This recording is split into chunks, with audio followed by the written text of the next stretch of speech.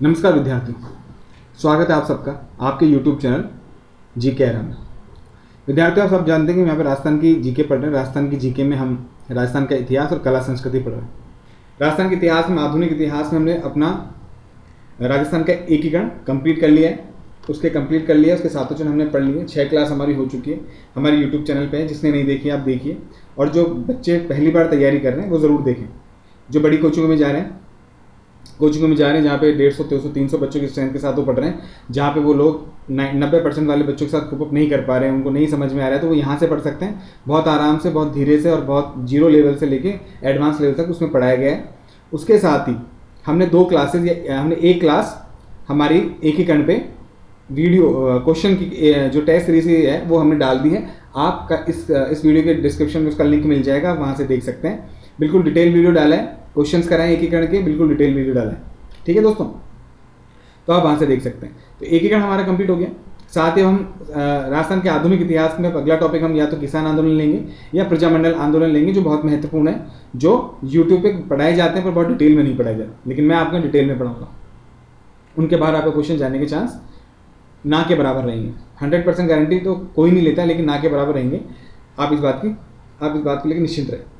अब हम इसके साथ ही राजस्थान का कला और संस्कृति भी शुरू कर रहे हैं। कला और संस्कृति भी आधुनिक इतिहास जितना ही महत्वपूर्ण है, कला संस्कृति भी क्वेश्चन भी एग्जाम में देख, जहाँ इतिहास से क्वेश्चन आ रहे हैं वहाँ पे इतिहास और कला संस्कृति क्वेश्चन आ रहे हैं। वहाँ आधुनिक इतिहास से ज़्यादा क्वेश्चन आते हैं इतिहास में, और कला संस्कृति के अलग ही आते हैं। 5 से 6 क्वेश्चन कला संस्कृति के आपको 50 क्वेश्चन में से देखने को मिल जाएंगे। बहुत बड़ी बात होती है। तो कला संस्कृति में भी ऐसा नहीं पूरी कला संस्कृति में पढ़नी, मतलब बहुत ज़्यादा, लेकिन 7 से 8 टॉपिक ऐसे हैं जो पढ़ने ही पढ़ने, उनमें से तो क्वेश्चन आता ही आता है। जैसे लोक देवी देवता हो गए, संत और संप्रदाय हो गए, ठीक है। इसके अलावा आपके क्वेश्चन आता है लोक नृत्यों से, लोक नाट्यों से, ठीक है। इसके अलावा आभूषण से क्वेश्चन आएगा, और आपका आएगा वाद्य यंत्रों से क्वेश्चन। ये जो टॉपिक है ना बहुत महत्वपूर्ण है, बहुत ही ज़्यादा महत्वपूर्ण, और इन पर ज़्यादा जोर दिया जाएगा, क्योंकि बाकी जैसे किले हो गए, ये सब तो हम कवर कर लेते हैं किसमें, इतिहास में। ये अलग से पढ़ने पड़ते हैं, और ये 7-8 टॉपिक हैं जिनसे ज़्यादा क्वेश्चन पूछे जाते हैं। इसी क्रम में आज हम कला संस्कृति शुरू कर रहे हैं। कला संस्कृति में हम शुरू कर रहे हैं संत और संप्रदाय। क्या शुरू कर रहे हैं? संत और संप्रदाय। इसी क्रम में आज हम संत जाम्बू जी के बारे में पढ़ेंगे, जिन्होंने विष्णु संप्रदाय की स्थापना की थी। जाम्बू जी की जीवनी के बारे में पढ़ेंगे, क्या क्या क्वेश्चन एग्जाम में पूछे जाते हैं, किस तरह से पूछे जाते हैं, ठीक है। कुछ नई चीज़ें भी हमें यहाँ देखने को मिलेगी। तो बिना किसी देरी के शुरू करते हैं संत और संप्रदाय। चलिए शुरू करते हैं। सबसे पहले हमने कहा संत और संप्रदाय। तो संप्रदाय होता क्या है?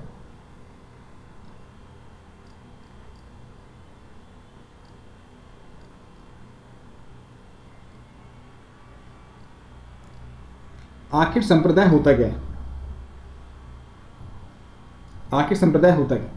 तो संप्रदाय क्या होता है दोस्तों? एक धर्म, कोई सा भी धर्म ले लो, हिंदू धर्म ले लो, मुस्लिम धर्म ले लो, ईसाई धर्म ले लो, जैन धर्म ले लो, बौद्ध धर्म ले लो, कोई सा भी धर्म हो, उस धर्म में अलग अलग विचारधाराएं होती हैं, अलग अलग विचारधाराएं होती हैं। अब विचारधारा कैसे होती है भाई साहब? विचारधारा ऐसे होती भैया, जैसे मान लो हिंदू धर्म ले लो आप, हिंदू धर्म ले लिया। हिंदू धर्म में एक बोलेगा कि मुझे क्या है, मूर्ति पूजा करनी है।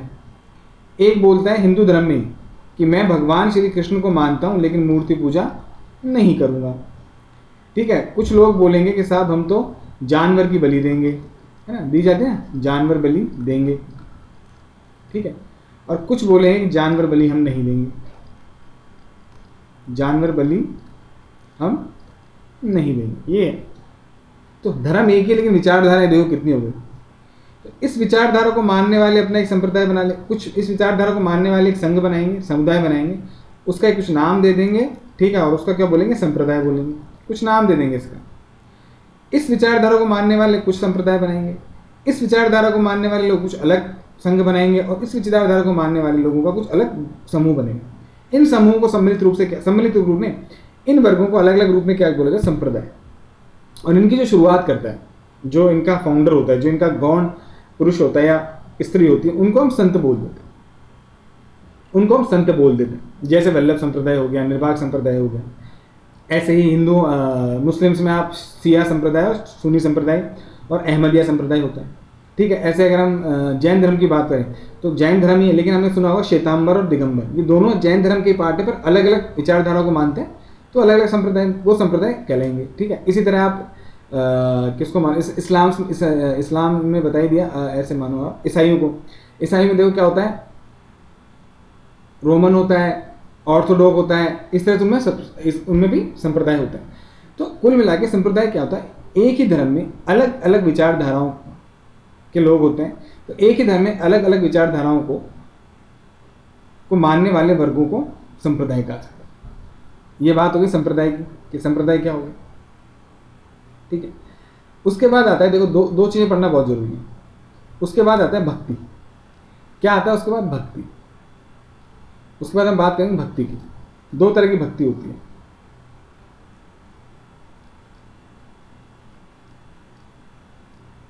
भक्ति एक होती सद्गुण, ठीक है, और एक भक्ति होती है दोस्तों निर्गुण, निर्गुण भक्ति। एक होती है सद्गुण और एक होती है निर्गुण भक्ति। ठीक है, सद्गुण भक्ति में क्या होता है, इस भक्ति में क्या होगा, इस भक्ति में मूर्ति पूजा होगी। इस भक्ति में क्या होगी, मूर्ति पूजा होगी। जैसे इस भक्ति की बात करें तो वल्लभ संप्रदाय है ना, देखो निर्वाक, वल्लभ और ईटीसी, राम स्नेही संप्रदाय है ना, वैष्णव संप्रदाय है, बहुत सारे संप्रदाय हैं। तो इनमें क्या होगी, बेसिकली क्या है, सद्गुण में क्या होगी, मूर्ति पूजा होगी। निर्गुण में क्या होगा, मूर्ति पूजा नहीं होगी, मूर्ति पूजा नहीं होगी। जैसे विष्णु संप्रदाय, जसनाथी संप्रदाय है ना, बहुत सारे संप्रदाय हैं, तो इनमें मूर्ति पूजा नहीं होगी। तो इनमें मूर्ति पूजा नहीं होगी तो क्या होगी, जैसे सद्गुण में तो जैसे कृष्ण जी की पूजा कर ली, शिव जी की पूजा कर ली ना, ब्रह्मा जी की कर ली, विष्णु जी की कर ली। मूर्ति पूजा, निर्गुण में क्या होगा, मूर्ति पूजा नहीं होगी। अब मूर्ति पूजा नहीं होगी तो क्या होगा, मूर्ति पूजा नहीं होगी तो क्या होगा, तो मूर्ति पूजा नहीं होगी तो क्या होगा, जिस निर्गुण संप्रदाय की जो स्थापना करता है, जैसे मान लो विष्णु संप्रदाय है या जसनाय संप्रदाय है, तो जो संत स्थापना करता है, जिन्हें संत कहा जाता है, उन्हीं की कोई चीज़ें होंगी, है ना, उन्हीं की कोई चीज़ें होंगी। जैसे उनके खड़ा हो गए, उनकी कोई छड़ी हो गई, उनके कोई वस्त्र हो गए, उनकी कोई पोथी हो गई, उसकी मंदिर में रखेंगे। उनकी गाड़ी हो गई, है ना, उसको मंदिर में रखेंगे और उसकी पूजा करेंगे और उसी का मेला लगेगा। इस तरह से होता है। तो परीक्षा में, एग्जाम में कैसे पूछते हैं, किसी भी संप्रदाय का नाम दे देंगे और कह देंगे कि निम्न में से ये संप्रदाय किसका है, सद्गुण का है, निर्गुण का है, या फिर इनमें से निम्न में से निर्गुण संप्रदाय को कौन फॉलो करता है, कौन मानता है। तो 4 संप्रदाय के आपको ऑप्शन दे देंगे। ठीक है, जैसे जैसे हम संप्रदाय पढ़ेंगे बताएंगे कि कौन सा संप्रदाय निर्गुण है, कौन सा सद्गुण है। तो पहले मैं आपको निर्गुण संप्रदाय पढ़ाऊंगा, उसके बाद मैं सद्गुण संप्रदाय पढ़ाऊंगा। तो शुरू करते हैं अपन संप्रदाय, निर्गुण संप्रदाय से शुरू करेंगे। और पहला ही संप्रदाय अपना होगा विष्णु संप्रदाय। कौन सा होगा, विष्णु संप्रदाय। विष्णु संप्रदाय को एग्जाम में विष्णु संप्रदाय क्वेश्चन ना पूछ के, कम क्वेश्चन पूछ के संत जाम्बू के बारे में पूछते हैं। संप्रदाय में सबसे ज़्यादा क्वेश्चन उन संतों के बारे में पूछा जाता है जहाँ से जिन्होंने इसकी नींव रखी, उनके बारे में पूछा जाता है। तो आज हम पढ़ेंगे संत जाम्बू जी। किसके बारे में पढ़ेंगे, संत जाम्बू जी। तो आज का टॉपिक है संत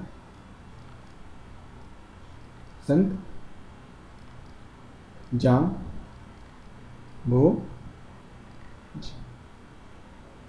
संत जाम्बू जी ने कौन से संप्रदाय की स्थापना की, विष्णु संप्रदाय। आगे अपन बात करेंगे विष्णु संप्रदाय की, कैसे की, कब की, वो अपन बात, विष्णु संप्रदाय। ये पश्चिमी राजस्थान में पाया जाता है, मुख्यतः जालौर में सबसे ज़्यादा पाया जाता है विष्णु संप्रदाय, आजकल बहुत चर्चा में वैसे भी। तो विष्णु संप्रदाय की स्थापना की तो किसने की, संत जाम्बू जी ने। संत जाम्बू जी ने, पहला क्वेश्चन तो आप ही लिखो, पहला पॉइंट ही लिखो कि संत जाम्बू जी द्वारा विष्णु संप्रदाय की स्थापना की गई। ठीक है, अब है अगला पॉइंट। अगला पॉइंट अब अपन पढ़ेंगे संत जाम्बू जी के बारे में, उनकी जीवनी के बारे में पढ़ेंगे। तो संत जाम्बू जी का वास्तविक नाम क्या था, धनराज। जाम्बू जी जिनको बाद में बोला गया था, इनका वास्तविक नाम क्या था, धनराज। क्या नाम था, धनराज। हालांकि धनराज नाम का कोई ऑथेंटिक सोर्स नहीं है, परंतु गाइड्स में दे रखा है ना, इन सब में दे रखा है, इसलिए हमें बताना पड़ता है धनराज। फिर संत जाम्बू, तो इनका आप अगला पॉइंट लिख लीजिए, संत जाम्बू जी का नाम क्या था, वास्तविक नाम क्या था, धनराज। क्या नाम था, धनराज। अगला पॉइंट आप लिखो, संत जाम्बू जी का जन्म। जन्म कहाँ हुआ, तो संत जाम्बू जी का जन्म कहाँ हुआ, इसमें आप लिखो जन्म। तो जन्म कहाँ हुआ? संत जाम्बोजी का जन्म नागौर जिले के एक पीपासर गांव में हुआ। नागौर जिले के पीपासर गांव में हुआ। कहाँ हुआ? नागौर जिले के पीपासर गांव में हुआ। अगला पॉइंट ये हुआ। उसके बाद अगला पॉइंट, जन्म कब हुआ? तो इनका जन्म हुआ, महीना था भाद्रवे का, भाद्रपद की, पक्ष है कृष्ण पक्ष, और दिन है अष्टमी। भाद्रपद की कृष्ण अष्टमी को जन्म हुआ। भाद्रपद की कृष्ण अष्टमी को जन्म हुआ। और उस दिन हम क्या बनाते हैं दोस्तों? कृष्ण जन्माष्टमी।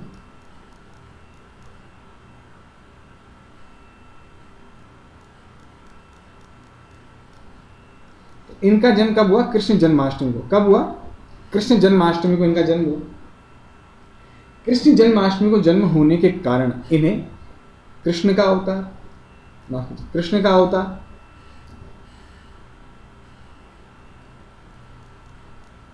कृष्ण या विष्णु लोग इन्हें विष्णु का अवतार ही मानते, विष्णु का अवतार माना जाता है। ठीक है। जन्म कहाँ हुआ? नागौर जिले के पीपासर गांव में। कब हुआ? भाद्रपद की कृष्ण अष्टमी को, जिसे कृष्ण जन्माष्टमी भी कहते हैं। उस दिन जन्म हुआ और उसी दिन जन्म होने के कारण इन्हें क्या बोला जाता है? या तो कृष्ण का अवतार या विष्णु लोग इन्हें विष्णु का अवतार मानते। ठीक है दोस्तों। अब है इनके माता। अगर हम बात करें कि माता का नाम हंसा देवी। क्या नाम है इनकी माता का? हंसा देवी। पिता लाहौट। पिता का नाम क्या है इनके? लोहट।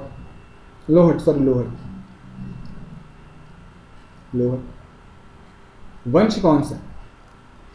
पवार वंश के, पवार राजपूत थे। पवार वंश राजपूत। ये क्या है? पवार वंश राजपूत। तो परीक्षा में पूछ ले कि निम्न में से हंसा देवी किसकी माता का नाम है? जसनाथ जी की, है ना, या आपके किसे, जसनाथ जी की मान लीजिए, या आप मान लीजिए कि क्या कहते हैं, हाँ, सांत जाम्बू जी की। ठीक है। इसी तरह रामानंद जी की। ठीक है। इसी तरह किसी का भी नाम दे सकते हैं। तो किसकी है? सांत जाम्बू जी की। पिता लोहट, किसके पिता का नाम है? सांत जाम्बू जी के नाम है। सांत जाम्बू जी निम्न में से किस वंश के राजपूत थे? सोलंकी वंश के, पवार वंश के, है ना, सिसोदिया वंश के। तो किसके थे? पवार वंश के राजपूत थे। ये इनके बाद। अब है इनके गुरु का नाम, जहां से इन्होंने दीक्षा ली। गुरु कौन है? गोरखनाथ।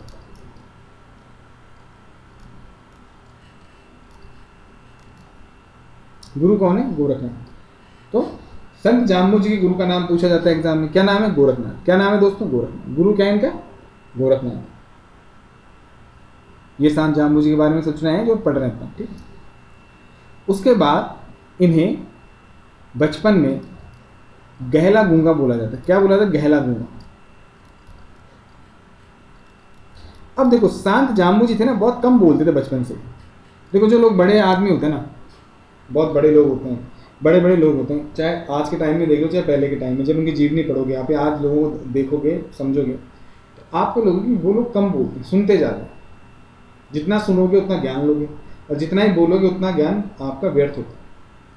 पहले के लोग क्या थे, जो ज्ञानी थे, अभी भी के लोग, वो सुनते हैं, वो सब लोगों की बातें सुनते हैं, हर बातों में से अच्छी बातें निकालते हैं। ठीक है। हर आदमी को देखते हैं, उसको एकदम ऑब्जर्व करते हैं कि कौन कितना पानी में है, कौन की बातों से पता लगा लेते हैं कि उसका चरित्र कैसा है। ठीक है। तो ये भी क्या थे, बहुत कम बोलते थे। बहुत कम बोलने की वजह से इनका क्या नाम रखा गया? गहला गूंगा। क्या नाम रखा? गहला गूंगा। क्यों? कम बोलने का स्वभाव, कम बोलने के स्वभाव के कारण।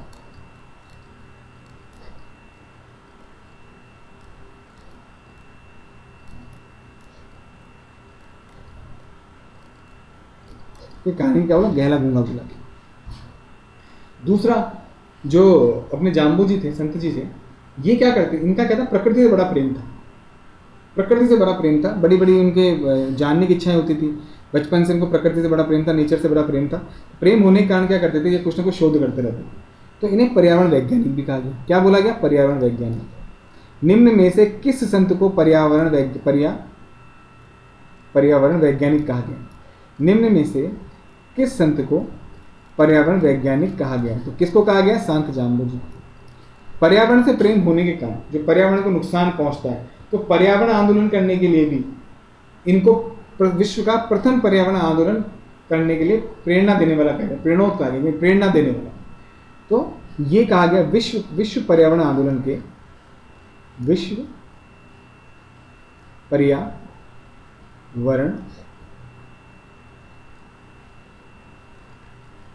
आंदोलन के प्रथम प्रणोत थे। प्रणोत मतलब प्रेरणा देने वाले, प्रथम प्रणोत थे। प्रकृति से बड़ा प्रेम था। आगे जाके विष्णु संप्रदाय की स्थापना की, उसमें जो नियम दिए उनमें प्रकृति पे जोर दिया गया, प्रकृति की रक्षा करो, जानवरों की रक्षा करो, पेड़ों की रक्षा करो, ठीक है, इन्हें खाओ मत, ये सब नियम दिए, उसके बारे में चर्चा करेंगे। तो प्रकृति से इन्हें बड़ा प्रेम था, इन्हें प्रथम विश्व का प्रथम क्या बोला गया? पर्यावरण आंदोलन का प्रथम प्रणोत बोला गया। अब इन्होंने क्या करा दोस्तों, मैंने आपको बताया था, इन्होंने निर्गुण भक्ति पे जोर दिया। तो संत जम्बोजी का संबंध किस भक्ति से? निर्गुण या सद्गुण? निर्गुण भक्ति पर जोर दिया। निर्गुण भक्ति पर जोर दिया, अर्थात मूर्ति पूजा को बिल्कुल खत्म किया। और जब मूर्ति पूजा को उन्होंने खत्म किया तो इन्होंने हिंदू मतलब खत्म नहीं किया, हिंदू और मुस्लिम आडंबरों का भी विरोध किया। भाई धर्म अच्छे हैं लेकिन इन्हें कुछ कमियां दिखी होंगी, मुस्लिम आडंबरों का विरोध किया। हिंदू मुस्लिम धर्म में जो आडंबर है ना, सब जानते हैं, आडंबरों का विरोध किया।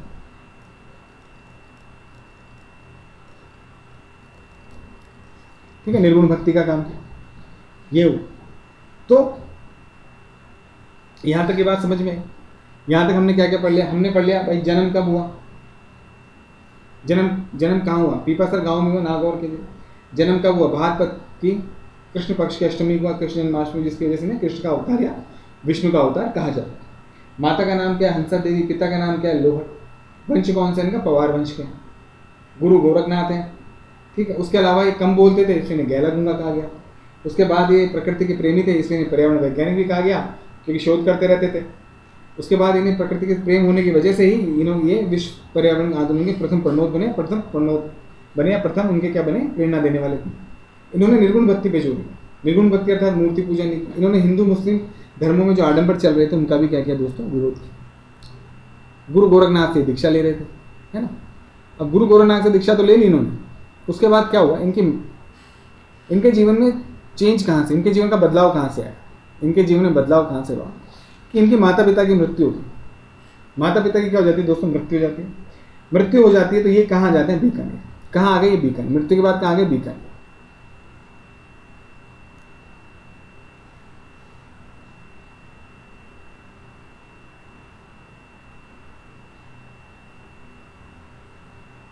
ठीक है, कहाँ आ गए? बीकानेर।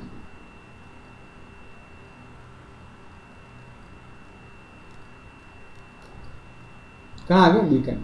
बीकानेर में एक जगह समरातल। कौन सी जगह? समरा। यहाँ आ गए। यहाँ आके लोगों को क्या करने लगे? ज्ञान देने लगे, लोगों के जीवन में उजाला लाने लगे।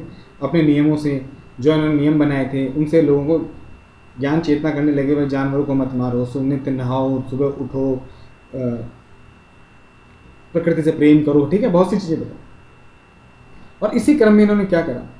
सन 1485, कब की बात है? सन 1485 की बात। सन 1485 में समराथल में, समराथल का है बीकानेर में, इसे समराथल को सभा स्थल भी बोलते हैं। समराथल में सन 1485 समराथल में टीले पे बैठे थे। उस टीले का नाम है धोप धोरे। क्या नाम है? धोप धोरे। समरातल में धोप धोरे पर सन 1485 में इन्होंने क्या करा दोस्तों? विष्णु संप्रदाय की स्थापना की। विष्णु संप्रदाय की स्थापना की।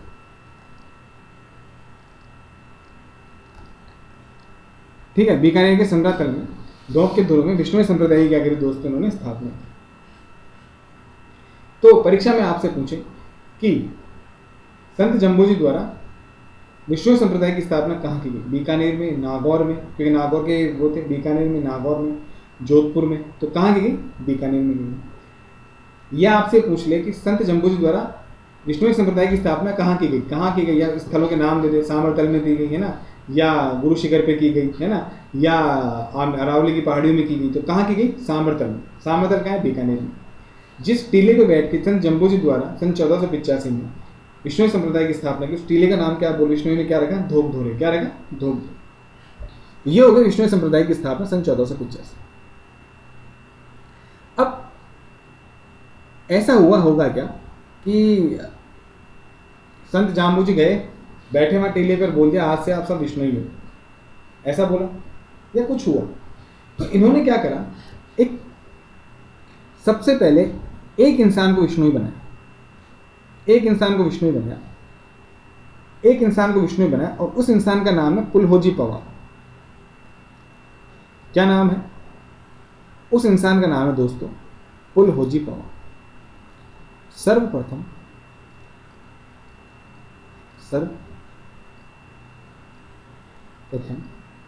जाम्बोजी द्वारा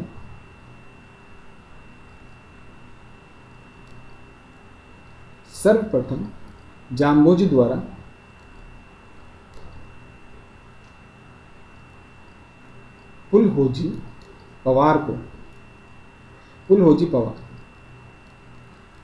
पवार को क्या बनाया गया? विष्णु ही बनाया गया।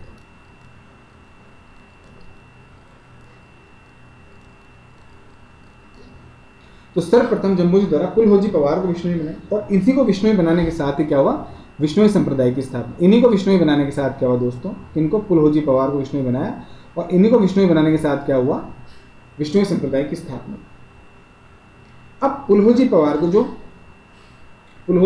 जो क्या करा इन्होंने, विष्णु ही बनाया ना, वो ऐसे नहीं बनाया। पुलहोजी पवार को ऐसे नहीं कि विष्णु ही आप आज से आप विष्णु ही हो और हो गया, नहीं। एक क्रिया इन्होंने, एक क्रिया का संपादन किया, एक क्रिया वहां पे की इन्होंने। उस क्रिया के बारे में हम पढ़ेंगे। उस क्रिया के बारे में बताऊं क्या होगा। उस क्रिया का नाम है पाहल। क्या नाम है? पाहल क्रिया। उस क्रिया का नाम क्या है? पाहल क्रिया। पाहल क्रिया द्वारा किया गया। तो आपसे प्रश्न पूछ रहे, पाहल क्रिया किस संप्रदाय से संबंधित है? विष्णु संप्रदाय से। पाहल क्रिया किस संत से संबंधित है? संत जाम्बूजी से। पाहल क्रिया द्वारा सर्वप्रथम जाम्बूजी द्वारा किसे विष्णु बनाया गया? पुलहोजी पवार को बनाया गया।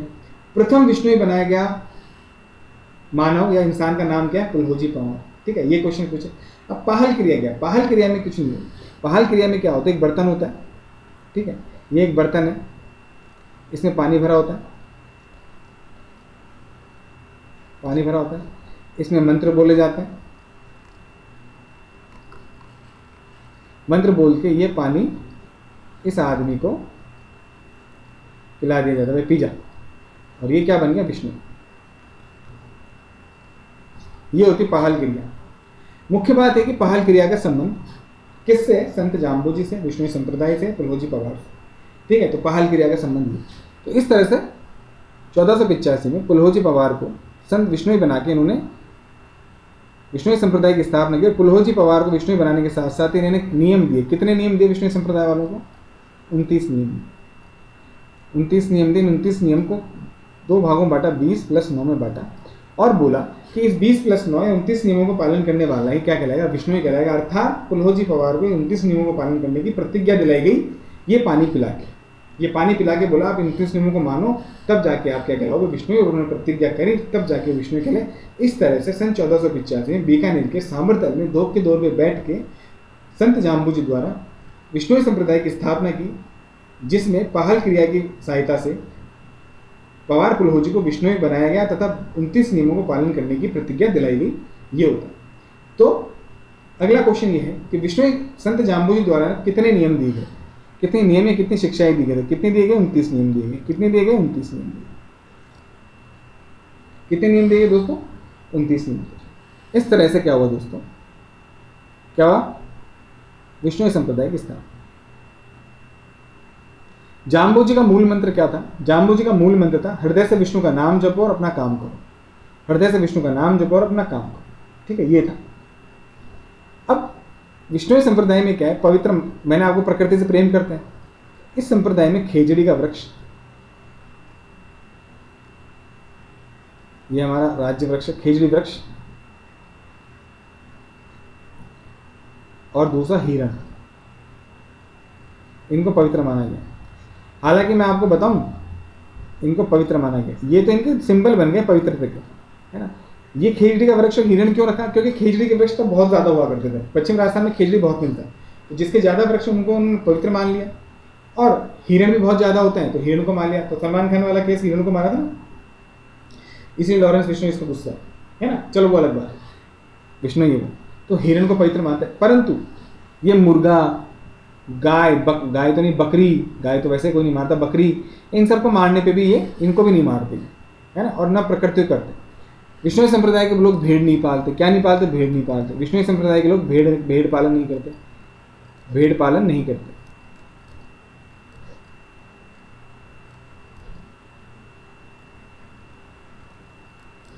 तो विष्णु संप्रदाय के लोग भेड़ पालन नहीं करते, क्यों नहीं करते, क्योंकि भेड़ों की क्या होती है, भेड़ें क्या होती है, छोटी छोटी घास को खा जाती है, और जैसे घास को खाती है जमीन को बंजर कर देती है, यानी घास को खाती है, तो ये भेड़ का पालन नहीं करते, छोटी छोटी घास को, जमीन प्रकृति को नुकसान पहुंचे, जमीन को बंजर कर दिया, तो भेड़। अब लोग कहेंगे बकरी नहीं पालते, भाई बकरी क्या पेड़ों पे लगे हुए पत्तों को खाती है, उससे जमीन बंजर नहीं हुई, ठीक है, उससे ऐसा हो तो भाई पेड़ तो है ही उनका, और ये क्या करते हैं, जमीन को बंजर कर देती है। पेड़ भाई उससे क्या होता है, घास खाने से जमीन कैसे बंजर होती है, घास के साथ साथ माइक्रो न्यूट्रिएंट, उनको फर्टाइल उपजाऊ करने वाले जो बैक्टीरिया होते हैं वो भी चले जाते हैं, तो ये क्या होती है, बंजर हो रही जमीन, इसलिए भेड़ का पालन नहीं करते।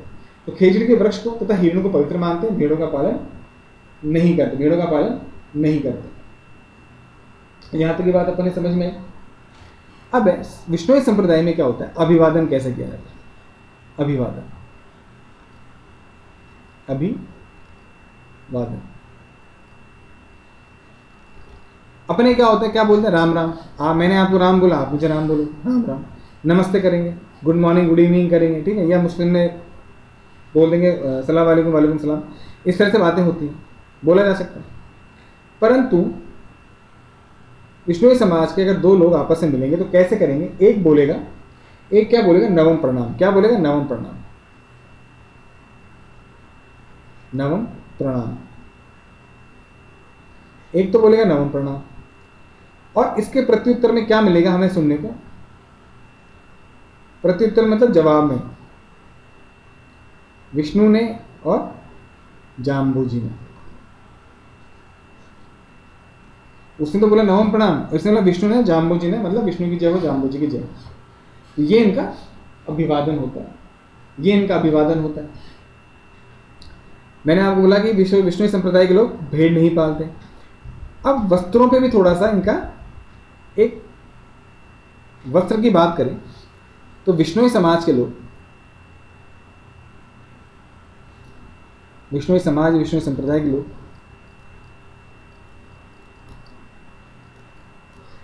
विष्णु संप्रदाय के लोग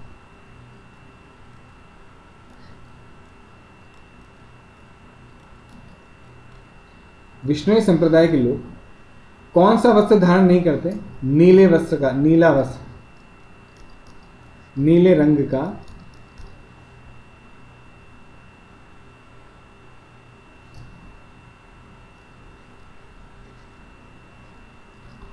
वस्त्र धारण नहीं करते, ठीक है। तो विष्णु समाज के लोग, इनका पर्टिकुलर होता है, नीले रंग का वस्त्र धारण नहीं करते, नीले रंग का वस्त्र धारण नहीं करते। प्रश्न पूछ ले आपसे कि निम्न में से विष्णु संप्रदाय के लोग नीले रंग का वस्त्र धारण, कौन से रंग का वस्त्र धारण नहीं करते, तो नीले रंग का वस्त्र धारण नहीं करते, ये बात आपको ध्यान है। अगले आगे चलते हैं ग्रंथ। आज हम ग्रंथ तक ही पढ़ेंगे, आज की क्लास हमारी ग्रंथों तक की होगी, उसके बाद अगली क्लास, अगली क्लास, अगले चैप्टर, अगला पार्ट अगले क्लास में पढ़ेंगे। 2 पार्ट में इसको अपन कंप्लीट कर देंगे, 2 पार्ट में कंप्लीट हो जाएगा, ठीक है। उसके बाद अगला संत पढ़ेंगे अपन। तो सबसे पहले तो जाम्बू जी ने अपने ग्रंथ मारवाड़ी भाषा में लिखे। जाम्बू जी ने ग्रंथ कौन सी भाषा, मरु भाषा या मारवाड़ी,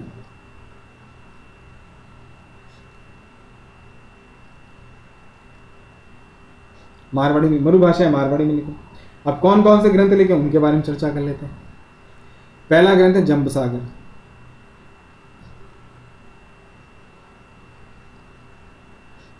जंबसागर। दूसरा ग्रंथ है जंब संहिता,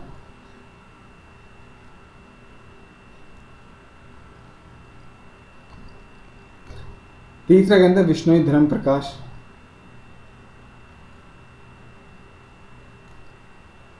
विष्णु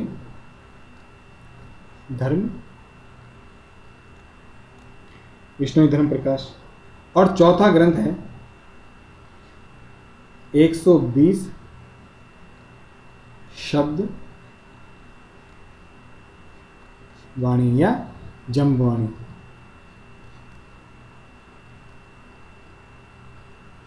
जंबवाणी 120 शब्द वाणी, ये जंबवाणी। तो संत जाम्बू जी ने ग्रंथ लिखे और सभी ग्रंथों की भाषा क्या थी? मरु भाषा थी। उनके ग्रंथ निम्न है: जंबसागर, जंब संहिता, विष्णु धर्म प्रकाश, 120 शब्दवाणी। ये जो है ना 120 शब्दवाणी, कौन सा है? 120 शब्दवाणी, ये वाला।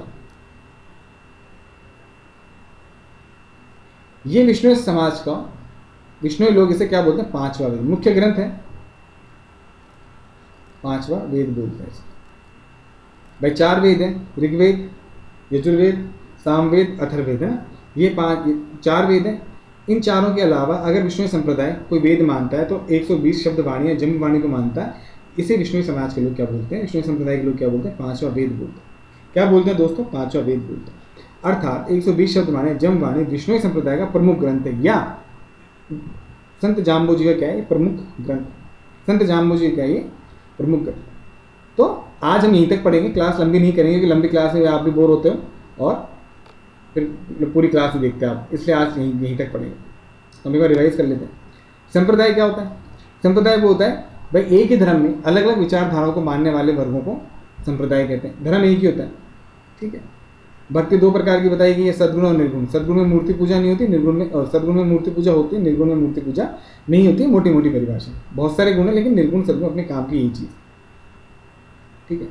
उसके बाद मैंने आपको बताया संत जाम्बू जी के बारे में पढ़ेंगे। संत जाम्बू जी ने किसकी स्थापना की? विष्णु संप्रदाय की स्थापना की। इनका मुख्य नाम है, वास्तविक नाम क्या था? धनराज। जन्म कहाँ हुआ? नागौर जिले के पीपरसर गांव में। कब हुआ? भाद्रपद की कृष्ण पक्ष के, भाद्रपद महीना, भाद्रपद पक्ष या कृष्ण पक्ष और दिन है अष्टमी, तो भाद्रपद के कृष्ण पक्ष की अष्टमी में हुआ, जो कि कृष्ण जन्माष्टमी का दिन होता है। उस दिन कृष्ण जन्माष्टमी बनाई जाती है, इसलिए इसे कृष्ण का अवतार है। विष्णु लोग इसे विष्णु का अवतार कहते हैं। वैसे विष्णु का अवतार ज़्यादा अप्रोप्रिएट है, विष्णु का अवतार क्या ज़्यादा वो है, ठीक है। इनकी माता का नाम हंसा देवी था, पिता का नाम लोहर था। वंश इनका पवार वंश के राजपूत थे। गुरु का नाम क्या था? गोरखनाथ। गुरु से इन्होंने दीक्षा ली, ठीक, गुरु दीक्षा ली। ये शुरू से ही कम बोलते थे, बचपन से ही कम बोलते थे। इन्हें गहला गूंगा की उपाधि दी गई। प्रकृति प्रेमी थे, शोध करते रहते थे आए दिन आयुर्वेदिक पौधों के ऊपर, इसलिए इन्हें पर्यावरण वैज्ञानिक कहा गया। विश्व पर्यावरण आंदोलन के प्रथम प्रेरणा कारक थे, प्रथम इंसान थे जिन्होंने कहा कि विश्व पर्यावरण को बचाने के लिए आंदोलन किए जाने चाहिए, पर्यावरण को बचाने के लिए आंदोलन किए जाने चाहिए और विश्व में किए जाने चाहिए। इसलिए इन्हें विश्व पर्यावरण आंदोलन का प्रथम प्रणोद बोलते। इन्होंने किस प्रकार की भक्ति पे जोर दिया? इन्होंने निर्गुण भक्ति पे जोर दिया, अर्थात मूर्ति पूजा नहीं होनी चाहिए। इन्होंने कहा मूर्ति पूजा नहीं, तो इन लोगों में क्या होता है? इन लोगों में संत की या तो खड़ाओं की पूजा करते हैं, या उनकी कोई छड़ी की, वस्तु की, वस्त्रों की, या उनकी किसी किताब की पूजा की जाए, ठीक है। इन्होंने हिंदू मुस्लिमों जो आडंबर चलते हैं उनके बारे में भी इन्होंने क्या करा? उनका भी विरोध किया। माता पिता की मृत्यु हो गई, माता पिता की मृत्यु में इनका जो समय बदला वो बदला इनकी माता पिता की मृत्यु के बाद। माता पिता की मृत्यु से के बाद दुखी आहत होकर वहाँ पे जब इनका मन नहीं लगा, जहाँ पे इनका पैतृक निवास था, वहाँ से ही चले गए। जब मन उठ गया कि नहीं यार, मुझे तो यहाँ पे माता पिता की बहुत याद आती है, मैं तो यहाँ नहीं रहूँगा, मैं आप कहीं और जाऊँगा, और भी ये निकल चले। वहाँ जाके बीकानेर आए, बीकानेर के सांबर तल में इन्होंने अपना स्थान बनाया। वहाँ जाके लोगों को जीवन में ज्ञान का उजाला भरने लगे, और उजाला भरते भरते सन 1485 में सांबर तल में टीले का नाम है धोप के दोहरे, उसमें इन्होंने विष्णु संप्रदाय की स्थापना की। विष्णु संप्रदाय की स्थापना करने के लिए इन्होंने, एक इंसान है जिनका नाम है पुलहोजी पवार, इनको पुलहोजी पवार को इन्होंने सर्वप्रथम विष्णु बनाया, और विष्णु बनाने के लिए इन्होंने क्रिया का पालन किया। उस क्रिया का नाम है पाहल क्रिया। क्या नाम है? पाहल क्रिया। पाहल क्रिया में क्या होता है कि बर्तन में पानी लिया जाता है, मंत्र बोले जाते हैं और सामने वाले को पिला दिया जाता है, और उसे नियमों के प्रति बिल्कुल ईमानदार रहने की प्रतिज्ञा दिलाई जाती है। तो इन्होंने 29 नियम दिए। कितने दिए? 29 नियम। 20 + 9 नियम दिए। कितने नियम दिए? 29 नियम दिए। अब है विष्णु संप्रदाय में खेजड़ी के वृक्ष को और हिरण को पवित्र मानता है, अर्थात ये पेड़ों को काटने से पर्यावरण की रक्षा करने के लिए किस संप्रदाय को जाना जाता है? विष्णु संप्रदाय को जाना जाता है। विष्णु संप्रदाय के लोग भेड़ का पालन नहीं करते क्योंकि छोटी छोटी घास को खा जाती है, तो उसे बंजर कर देती है। विष्णु संप्रदाय में अगर अभिवादन किया जाता है तो नवम प्रणाम बोला जाता है, और उसके उत्तर में विष्णु ने, जम्बो जी ने हमें कहने सुनने को मिलता है। ये इनके अभिवादन का प्रकार है। विष्णु संप्रदाय के लोग नीले वस्त्र का कपड़ा धारण नहीं करते, नीले रंग का कपड़ा धारण नहीं करते। अब है संत जाम्बू जी ने ग्रंथ लिखे। कौन कौन से ग्रंथ लिखे? पहली बात, उनके ग्रंथों की भाषा कौन सी? मरुभाषा। क्वेश्चन एग्जाम में पूछा जाता है। देखो जितना ही पढ़ा है उसके हर लाइन में क्वेश्चन है, तो कोई घबराने वाली बात नहीं। ग्रंथ कौन सा है? ग्रंथ कौन सी भाषा है? मरुभाषा, मारवाड़ी में। ग्रंथ कौन कौन से? जम्ब सागर, जम्ब संहिता, विष्णु धर्म प्रकाश और 120 शब्दवाणी, जिसका अलग नाम क्या है? जम्बवाणी। ये 4 प्रकार के ग्रंथ हैं। 120 शब्दवाणियाँ विष्णु समाज संप्रदाय के लोग इसे क्या मानते हैं? 5 अद्वैत। अर्थात ये 120 शब्दवाणियाँ विष्णु संप्रदाय का प्रमुख ग्रंथ है और इसे लोग 5 अद्वैत मानते हैं। तो आज की क्लास दोस्तों यहीं तक थी। आज हम यहीं तक पढ़ेंगे। कल से हम नेक्स्ट क्लास, कल या नेक्स्ट क्लास जब हम लेंगे तो इसके आगे पढ़ेंगे, ठीक है। इसके अलावा हमारा एकीकरण कंप्लीट हो गया। एकीकरण के क्वेश्चंस का भी हमारे यूट्यूब पे चैनल पे वीडियो है। मैं उसका लिंक आपके इस डिस्क्रिप्शन में डाल दूंगा इस वीडियो के। आप वहाँ जाके पहले आप थ्योरी पढ़ें, फिर क्वेश्चंस करें। आपको वहाँ भी मैंने थ्योरी के माध्यम से समझाया है, परंतु मज़ा आएगा आपको पढ़ने। एक बार आप ज़रूर उसको ट्राई करें, ज़रूर उसको देखें। आपको एहसास हो जाएगा कि यार कितना इंपॉर्टेंट क्लासेज है आपके लिए, कितने इंपॉर्टेंट क्लासेज। उन लोगों के लिए सबसे ज़्यादा इंपॉर्टेंट है जो बस तैयारी शुरुआत की, जिनको कोचिंग में 7-7 घंटे बिठा के बस तैयारी कराई जा रही है। समझ आए चाहे नहीं है, कोई नहीं पूछ रहा, बस आप लिखो घर जाओ, लिखो घर जाओ। तो उन बच्चों के लिए बहुत, आप जाइए कोचिंग, लेकिन यहाँ भी देखिए आपको फ़ायदा ही होगा, नुकसान नहीं होगा। आप आप इस चैनल, इस वीडियो का थोड़ा सा स्पीड बढ़ा के देख सकते हैं, आपको फ़ायदा ही होगा, नुकसान नहीं होगा। और बहुत फ़ायदा होगा, बहुत ज़्यादा फ़ायदा होगा। आप देखेंगे जब इस वीडियो को देखेंगे तो बहुत फ़ायदा होगा। ठीक है, तो आज की क्लास यहीं तक थी। आई होप कि आपको क्लास पसंद आई हो। अगर पसंद आई तो प्लीज़ शेयर कीजिए वीडियोज़ को, ज़्यादा से ज़्यादा लोगों तक पहुँचे। जो गरीब बच्चे हैं, जो कोचिंग की फ़ीस नहीं दे सकते, जो गाँव में बैठे हैं, उन तक ये वीडियो पहुँचेगा तो या उनको कोई गाइड करने वाला नहीं, ठीक है। गाइडेंस भी होना बहुत ज़रूरी है ना। कुछ कोचिंग में बहुत अच्छे अच्छे टीचर्स हैं, नाम नहीं ले सकता, परंतु हर कोचिंग में टीचर अच्छे नहीं है, तो पढ़ा नहीं चल रहा है। तो गाइडेंस, उनकी भी गलती नहीं, टाइम नहीं है, उनको भी कोर्स पूरा कराना, उनकी गलती नहीं है। टीचर सब अच्छे होते हैं पर उनकी गलती नहीं है, तो उनको टाइम नहीं मिलता। तो गाइडेंस भी आपको यहाँ मिलेगा। आप कमेंट बॉक्स में कमेंट कीजिए आपको किस तरह की प्रॉब्लम है, किस तरह की समस्या है। तो हर समस्या का आपको समाधान मिलेगा। आपकी पढ़ाई से रिलेटेड आपकी सभी समस्याओं का आपको समाधान मिलेगा। किस तरह तैयारी करनी चाहिए, क्या चीज़ मुझे समझ में नहीं आ रही, किस तरह याद करना चाहिए, कोई याद कर रहे हैं तो हम भूल रहे हैं बार बार, ठीक है। एक चीज़ को हम कितनी बार याद करें, सब सवालों के जवाब मिलेंगे। गाइडेंस भी आपको मिलेंगी, बशर्ते कि आपको कमेंट करके करना पड़ेगा। फ्री मतलब बिना पूछे ज्ञान देना भी ठीक नहीं है, ठीक है। तो आप कमेंट कीजिए, मैं आपके सब अलग से वीडियो बना के मैं आपको समझाऊँगा, ठीक है। तो ठीक है दोस्तों, स्वास्थ्य का ध्यान रखें। शुभ रात्रि, धन्यवाद।